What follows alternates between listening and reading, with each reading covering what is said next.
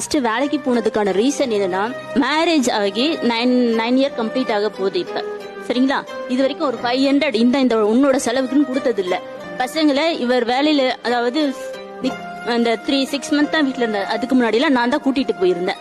பைக்குக்கு பெட்ரோல் போகணும்னா கூட அவங்க அப்பா கிட்ட, அவங்க தங்கச்சி கிட்ட போய் நான் கேட்கணும். அவங்க தங்கச்சி சொல்றாங்க, போன வாரம் தானே 200 ரூபாய் கொடுத்தேன், அதெல்லாம் தர முடியாது அப்படின்னு. யாரு? அவங்களோட சிஸ்டர் சொல்றாங்க. ஒரு 200 ரூபாய்க்கு இது மாதிரி வார்த்தை, ஒரு அலட்சியம். அந்த டைமே நான் சூப்பர் மார்க்கெட்டுக்கு தொடச்சி அடுக்கிற வேலைக்கு போனேன். இல்ல ஒரு நிமிஷம், தங்கச்சி வந்து கேட்டிருக்காங்கன்னா தங்கச்சி வந்து பேசி முடிச்சட்டோம். அப்புறம் தொடச்சி அடுக்கிற வேலைக்கு போனேன். அப்புறம் படிச்சிருக்கேன்னு சொல்லிட்டு பில்டிங்ல விட்டாங்க.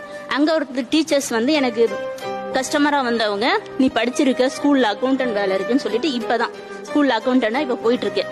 இப்ப நான் என் குழந்தைங்களுக்கு தேவையானதை நான் வாங்கி கொடுக்குறேன். என் தேவையை நான் பாத்துக்கிறேன். என் பேரண்ட்டுக்கு செலவு பண்ணுமா, நான் ஊருக்கு போகணுமா, என்ன வேணுமோ அவங்களுக்கு நான் வாங்கி கொடுக்குறேன். என்கிட்ட நான் அனாவசியமா செலவு பண்றவங்க இல்ல. நான் சேர்த்து வச்சு அவர்கிட்ட 1,50,000 நான் கொடுத்துருக்கேன். அவரோட தேவைக்கு நான் கொடுத்துருக்கேன். என்னோட பர்சனல் செலவுக்கா?